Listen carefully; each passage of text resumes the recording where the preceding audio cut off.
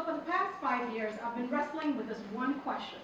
How do we get more students who start college to finish college? When we think of college, we think of a pipeline. Enter students who graduate from high school, exit college grads at the end of 4 years. But really, this is more the exception and not the rule. College is more like a leaky faucet. Let me tell you a little bit of data around this. So if you look at students who graduate from high school and enter four-year schools, 20% of them will drop out after the first year. Another 20% of them won't graduate. When you look at students who graduate who go to associate degree schools, two-year schools, it's even worse. 41% of them will drop out after the first year, and only a third of them will graduate. And it costs them a lot of money. So if you're a student with a high school degree versus someone who graduated from college, you will earn $700,000 less. And it's not only the students who pay, the schools pay. So every time you have a student who leaves your school, that's tuition, room and board, that just walks out the door. An average school in New York City will lose $13,000 a year. Now we know that there are several barriers that hold students back, and that's what Yenko does. Yenko develops products that address this particular issue of students not graduating from college.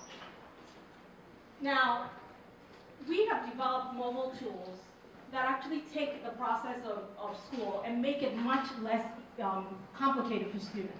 And the first area that we wanted to tackle was one that we know most students have to struggle with, which is financial aid. So I had to take financial aid when I was in college, and over 80% of students do as well. But the process is really complicated, and a lot of students will leave school because they lose their financial aid. Now let's take an average student from New Orleans. So here's a student who got a $5,000 reward. If I met her, I would say to her, first, you need to remember you need a 2.0 after the first semester, and you need a 2.3 by the end of the second semester, and you need 12 credits every semester. But just remember, if you drop a class or you fail a class, that's okay, as long as you maintain 24 credits at the end of the first year. If you don't, you lose it completely. And the classes that you took in high school for college credit, those count too. Got it? This is a process that is so complex for students that almost half of the students in Louisiana who have this scholarship, full tuition in public schools, lose it. In Georgia, 3/4 of the students will lose it, and as a result, almost half of them have to drop out. We're solving this problem. So this is how a student would actually go through and use our product. First, she would, at the beginning of the semester, use our tool to identify what GPA and credits she needs in order to make sure that she doesn't lose it. We believe in the scared straight approach, so we make it very clear what the implications are. And then secondly, we translate that GPA into specific class goals so she knows what she needs to get in each class. And then third, she can actually translate that into how she can look at exactly how she's doing in each class so she knows if she's on track or not. And if she's not, she can figure out what grade she needs in the rest of the assignments in order to get back on track. Lastly, we send her reminders, academic reminders and financial aid reminders, so we make sure that she's not missing anything that's really critical. So we've tested this product with students over the summer and through the launch program.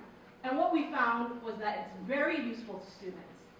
We found that the reminders really help students, especially if they were timely and relevant. And the whole idea of financial aid, that came because we found out that that was a big problem for students.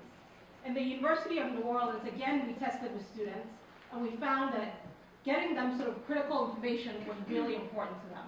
And so the next steps for us right now are to continue to build the pilot and to finish the pilot so we can test it with universities completely. And then secondly, we're building a sales infrastructure because we know universities need this. The products that they have don't solve their problem.